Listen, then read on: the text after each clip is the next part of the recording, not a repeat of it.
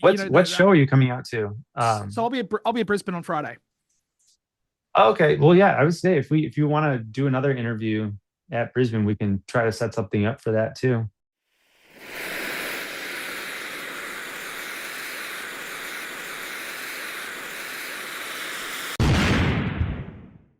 Welcome back to the Live Wire. Once again, we've got Andy from Reclaimers Raymond's a week apart from when we last chatted. So, how you doing, my friend? I'm doing good. I'm glad we got round two in. I'm glad we got round two as well. Like, again, when you sort of put the offer out initially to come and do this, I was like, oh, that'd be amazing. Just didn't offer to work, and it did, and we're here now. Yeah, I love it. Killer. So tonight is the first show for you guys for 2026. We're now literally hours away from stepping out on stage for the first time since October. What's the anticipation level like walking out tonight and starting to 26 off strong? I mean, we're all super, super excited, especially I think most tours when you prep and prepare and do all the things that, you would normally do or, get ready for, okay, we're making this happen, making this come to life. And then when you actually pull up to the venue, walk in, do a couple laps around the venue, you start to think, oh my God, it's actually happening. So it's the roller coaster going up. You can start hearing those clicks as it's getting to the top. So we're super, super excited. So it'll be awesome. Yeah. Getting ready to throw the hands up and go, wee! Yeah, exactly. Just screaming down the thing, oh my God. Yeah. So it'll be good. So like we talked about last time, obviously, last time you were here was the Amity tour. Was it really important to sort of get back after that tour for a headline show, like headline runner shows? Yeah, I mean, we played in front of so many new fans on that Amity tour. It was such a great tour, amazing bands, the Amity guys, Ice Nine, Heaven's Gate. We took them out on our last European run, and the tour was super successful over here for us, like being one of the opening bands. And so it's kind of a no-brainer to be like, all right, let's capitalize on it. Let's come back. And yeah, again, Australia's becoming one of our biggest growing markets, and we just absolutely love it. So anytime we get the chance or opportunity to come back, we are like, let's do it. Let's go back. So hell yeah. I got a question about Heaven's Gate later because that's going to be coming into the Life at the Beach Sweet. Stuff that you guys are doing. So I got stuff about them already. So obviously when we were talking last time, I wanted to hit a whole bunch of questions about the album because I love this record. I briefly got to kind of touch on Drew's and all the producer sort of involvements, and you gave me some real cool stuff about like Red Smoke and like other songs on the record. Something I didn't really get to talk about, which is the record seems to dive a bit deeper into electronic elements than I think you guys have probably played with in the past. Has that been kind of weird to sort of transition into the live set? It's really funny, like a lot of the electronic elements that we had normally started using as this band was mainly orchestra kind of things from To Plant a Seed and symphony and kind of like conducting kind of like from that angle and using those kind of sounds. Eventually it kind of evolved, especially like third record a little bit with John Feldman, but very much did a major evolution in really honing in on the sound at Cold Life War, and that was mainly because of Kyle. He added most of his production onto that, and it was just such a cool thing. Drew Falk again really took that, ran with it, and was like, all right, what would Kyle kind of do here, which is awesome. And then going into the newer kind of electronic sounds, we actually had an outside dude who like does these cool little covers and things like that. He pitched in on some of them and did these just like really kind of outside of the box, like little sounds, little extra add-ons that weren't anything like super prominent like a lead, but like very much like ambient, like filled everything out, kind of balanced the sound. And then Will Carlson was, I want to say Drew and Will were mainly spearheading it, and it was interesting because some of the sounds that might sound a little bit different, or maybe the old school ones are a little bit more Drew Folk, and adding some of those old school kind of like arpeggiated kind of noises. Yeah. And then the newer kind of almost bendy, weird, grindy stuff is more so on the side of Will Carlson. And they kind of crossed and did a little bit back and forth, which is kind of cool. But yeah, that's the evolution kind of there. So yeah, killer. So Will kind of like sort of adapted more of was kind of like a sort of a newer voice, because you guys hadn't worked with him before this record, right? Yeah, he's got like, it's funny. Will I feel like Drew does like more like wall of sound with different kinds of things, and Will does a very specific sound, but very dense and very like sting, like right in the center. So it's funny. Some songs have more of this wall that hits you, and then other songs have more of this like sharp one thing. And then when you keep listening, you're like, oh, I hear this and this and this in that sound. So that's the best way I can describe it. So for sure, Will kind of does a lot of work. So I'm a massive fan of Bill Murray. Like, Bill Murray's great. I love Johnny. Yeah. And Will does a lot of work with him, and you're right. He kind of does sort of that sort of same stuff on Bill Murray's work too. So it's cool to kind of see that sort of wave of production being folded in with what you guys have already been doing. Yeah, dude, the Bill Murray stuff was, one of the big reasons too why we were drawn to working with Will. He just crushed it on that. Had such a unique sound and young and hungry and exciting, and he's basically in our backyard. He's in Columbus, Ohio, and we're Detroit, Michigan. So it's a 3-hour drive to go hang with the dude and write some tunes. It was great. Hell yeah! Well, we got to stay on topic because we'll deviate very quickly. But the new Bill Murray song dropped today. Have you heard it? Dude, I haven't actually. I went to the zoo today, so that was, I saw that you were hanging with the kangaroos. Yeah, as a 36-year-old adult, I was like, let's go to the zoo. Hung out with the kangaroos, but I will check it out. Yeah, it's a good song. I think did the pre-order go up today? I think the announcement went up today, and I think the pre-orders are like next week. Okay, sweet. Yeah, well, I'm stoked. Yeah. Pre-order Bill Murray's new album. Yeah, while we're talking about for real. Getting back on track though, so with the synths and like the experimentation there, I feel like the songwriting has also taken a bit of an interesting turn in a really good way, because you guys are writing songs like Culture Wound and Where Did You Go, which is stuff that I didn't really think you guys were sort of capable of, but it's one of those things where like as soon as I hear it, I'm like, oh, I want more of that. Hell yeah. So like, can you kind of talk me through how different those songs were to sort of put together?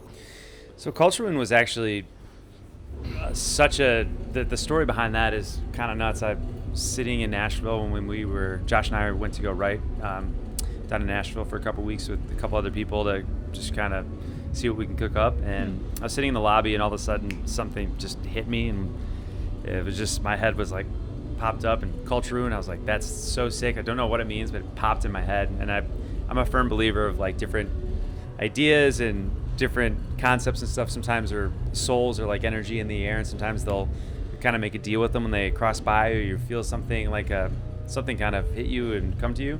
So I instantly wrote that down, and then we wrote this song, and I was like, let's just use this title. It sounds great. And then wrote this whole song, and we were like really stoked on it. And then the record, that like when we were writing, like as the record was unfolding, it didn't really have a space on it, so it got to the chopping block, and then it was done. And then we were writing all these other songs, and some of them didn't feel right, and then we were like, this song's awesome, let's bring it back. So we like brought it back, redid it again, brought it back to life, changed the concept around what originally, because the Culture Wound song originally was supposed to be about big pharma and like more of like the addiction of different like medicines, and how the regulation and the culture behind the regulation isn't so much so you can get addicted to these other kind of things, and it can actually do more harm. But then we kind of changed it to the culture of humanity. Are we doing us as humans like doing better for the world or worsening the world? Like how are we contributing it, and is it helping or hurting? And so that had a crazy change. And then Where Did You Go was one of I think the second to last songs to be written on the record, and we went to Will and we're like, let's make something weird. And we just started cooking up this weird Dune kind of like moody, like kind of just weird song, and just wanted to write something that felt like something far away kind of to the record, but could still feel like it had a home on the record. Yeah. And I guess with Where Did You Go? That song kind of is like, so that song's kind of about like never like coming to the comfort with not getting answers to certain questions.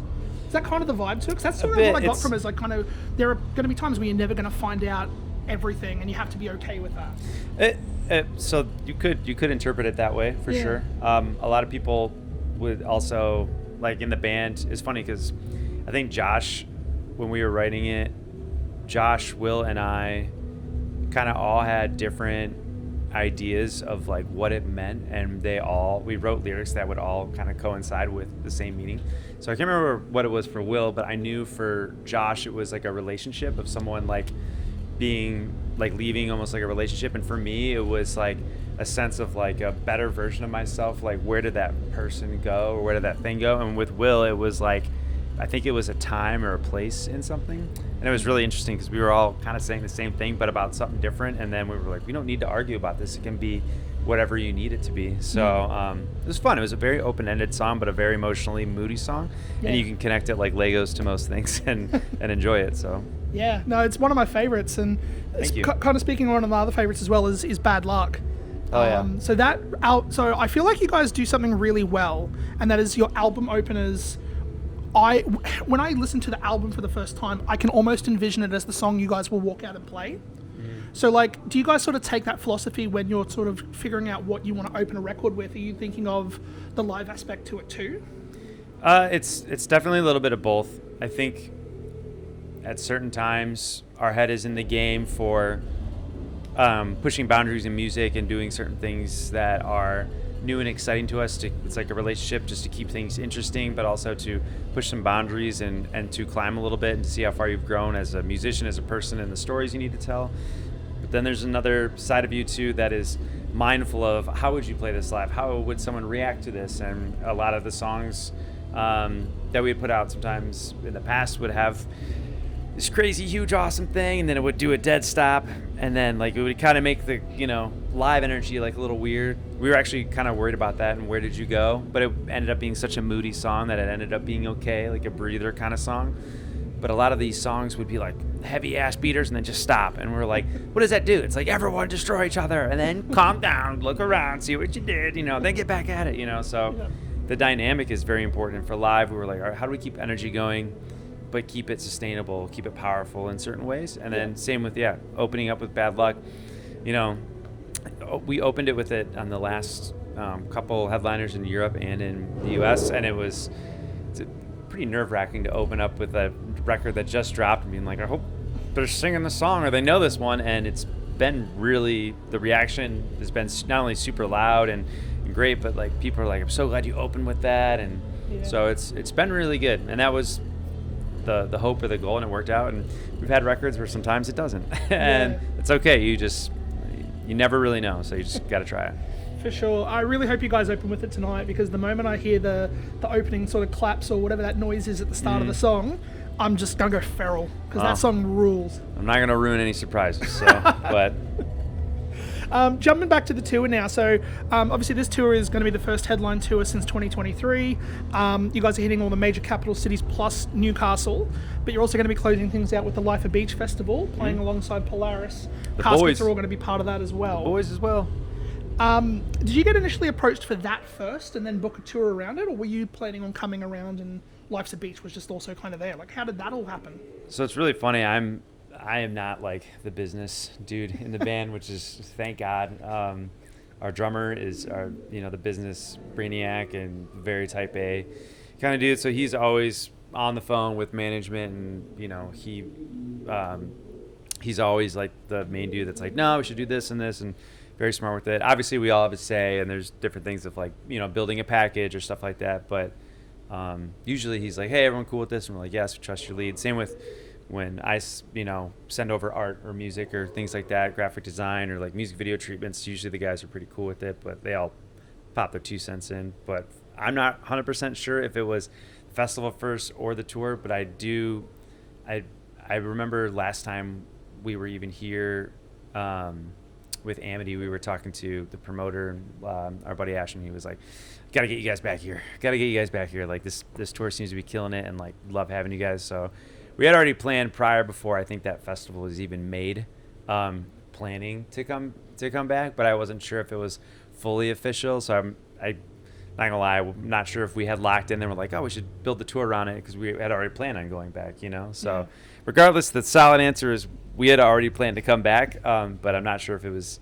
the tour first or the festival first, but we're just happy that we get to do both. So for sure, feels like kind of a good way to sort of end it too, because you guys are sort of doing Brisbane I think first, then Newcastle, then Sydney, and then you pop over, and I think you do Perth, then Adelaide, then come back and sort of wrap everything up, right? In Melbourne. Yeah, and it'll be nice too, because you get to hang out one final hoorah, like with the bands with the Caskets and the Head Wreck Boys, and get to hang out and celebrate the tour with them, and then we also get to see Polaris and some other friends like Heaven's Gate, and get to hang out with them. So, and the management and other teams will be there too. So it'd be nice to be like, hey, the tour's done, and finish on a strong high note and just enjoy and get to hang. For sure. Speaking on the as well, like these like headline shows too. So right now, if you can probably hear it, Caskets I think are doing their sound check now. Yep. They're fucking awesome. Like They're great. Their new record is phenomenal. But you guys are also, as you mentioned, you're going to have Headwreck on the tour. Mm-hmm. So are you familiar with them? Yeah, our drummer and I were the ones that wanted them to do the tour. We've so been cool. fans of them, and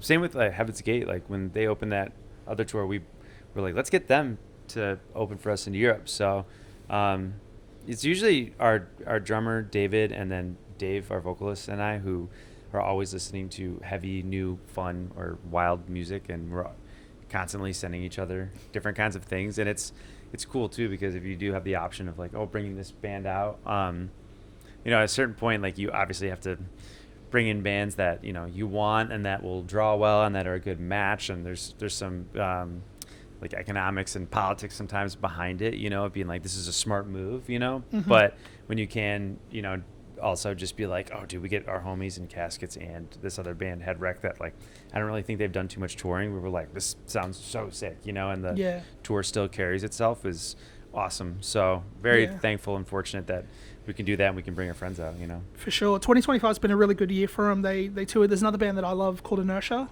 Okay. So they're from Sydney. Headwreck opened for them not far from here. They just opened for Dayseeker when Dayseeker were here last month. So like Headwreck have been having a crazy 25. This year's insane though. They're going to Download. Oh, I love that. Yeah, so they got a big European tour with Pale Dusk and Gnosis, I think. So okay, sweet. Like you guys are literally getting on this tour at the perfect time, because after this they then also go to tour with Amity.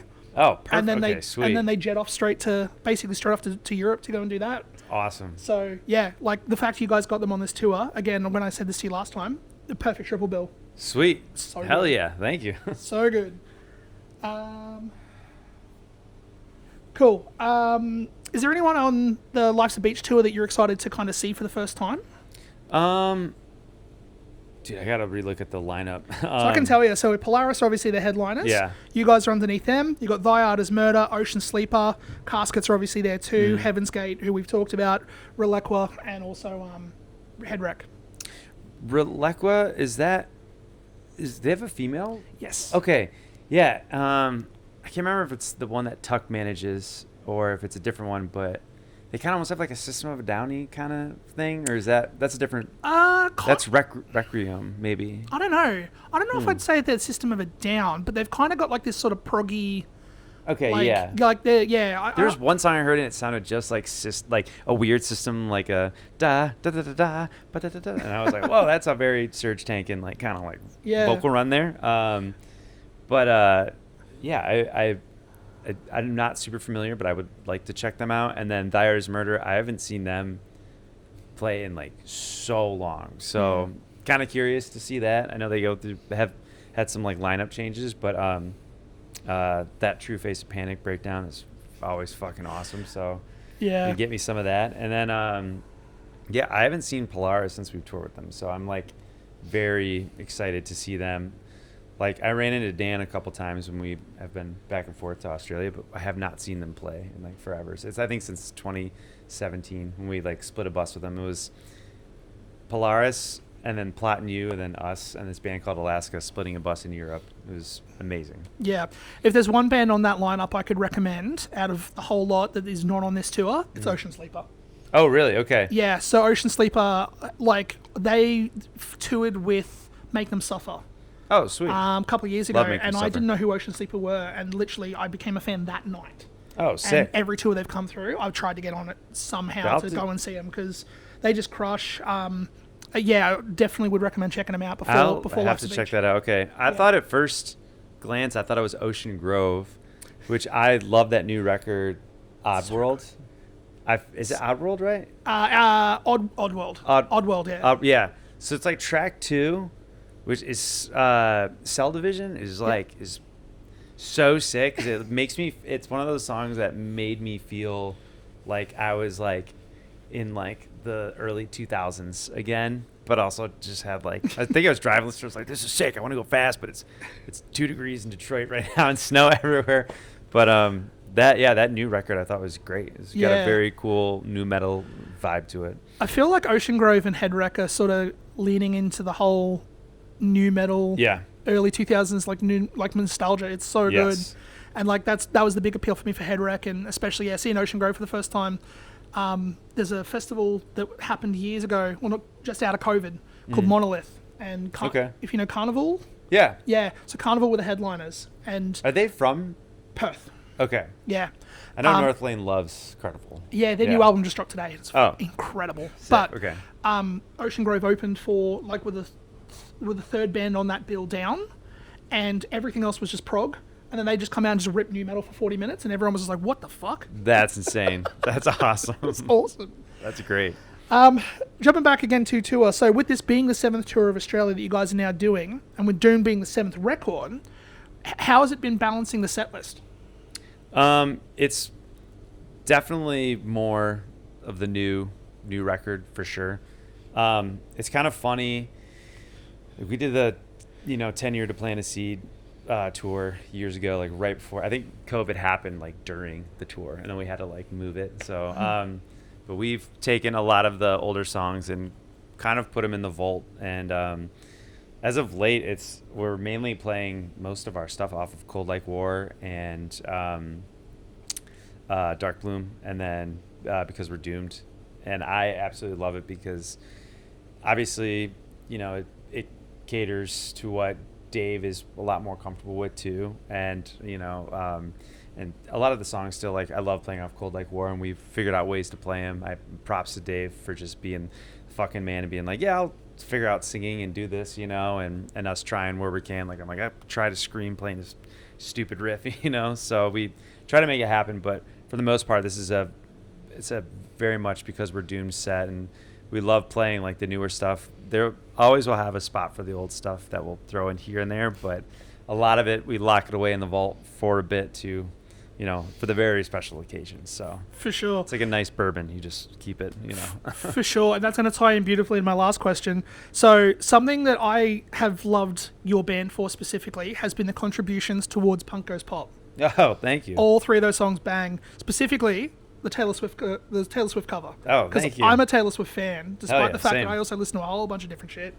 Is there any song that you've wanted to cover that hasn't been sort of part of that? Like, is there anything you've sort of looked at and been like, oh, that would be sick to do as like a metalcore version?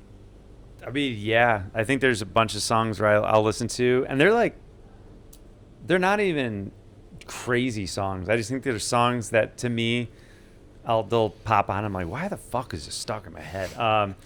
But that, there's like a Billy Ocean song that's, which I can't remember. Caribbean Queen. Like, it's so funny because that song is like such a Michael Jackson song. And I was like, you could rip metal for sure. And then there's another one that's like, I always feel like somebody's watching me or whatever. That song, like, it's like, I feel like you could rip that song, make it heavy. And I don't know. It's mainly pop songs that I would like to see turned into like things like that, because obviously the pop goes whatever, but just something old school that is like, I mean, nothing like too crazy famous, but something kind of tucked away that's comes on every once in a while for sure. But yeah, I don't know. I would love to do like some more covers, but I think it would be just songs that we'd have to sit down and see what songs we all like really liked and enjoyed. And it's funny. I think me, Dave, and Josh and Puckett, our drummer, all went to the same like kind of like church kind of like camp or similar, Christian upbringing.